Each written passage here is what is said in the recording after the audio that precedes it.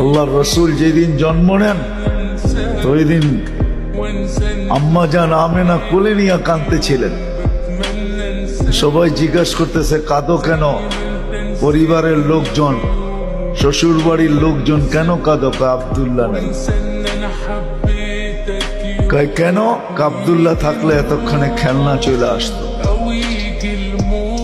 আল্লাহ যেন কানে কানে বলতেছিলেন আমেনা কাঁদিস না, আব্দুল্লাহ খেলনা আনলে আর কোত্থেকে আনবে? মক্কার বাজার থেকে পাথরের আনবে, কাঠের আনবে, প্লাস্টিকের আনবে, মাটির আনবে, সূর্য ডুবতে দে চাঁদকে খেলনা বানায় পাঠায়। আর ঘটছেও তাই। আবু তালেব বলে বিকালে যখন শোয়ায় দিছি, সূর্য ডুবার পরে যখন শোয়ায় দিছি, চকির উপরে তো বাদাল কামরু আইয়াদনু, চাঁদ দ্রুত গতিতে নিচে নামতেছিল। আর আমি তাকায় তাকায় দেখতেছিলাম।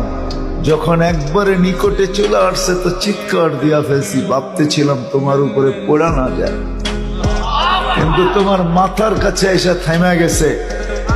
তুমি হাত পাও নাড়াচাড়া করতেছিল আর চাঁদ উপরে ডান্স করতেছিল। তো বলছে চাচা জানেন চাঁদ কি বলতেছিল? তা তো জানি না। বলে আন্নাল কামারা ইউগান্নিনি ওয়া ইউহাকিনি ওয়া ইয়ামনাউনি মিনাল বুকা। চাঁদ আমাকে ছন্দ শুনাইতেছিল, কান্না থেকে বিরত রাখতেছিল। আমি যেন না কাঁদি, কাঁদলে আম্মার কষ্ট হবে। আল্লাহ চাঁদকে আমার সাথে খেলার জন্য খেলনা বানায় পাঠায়।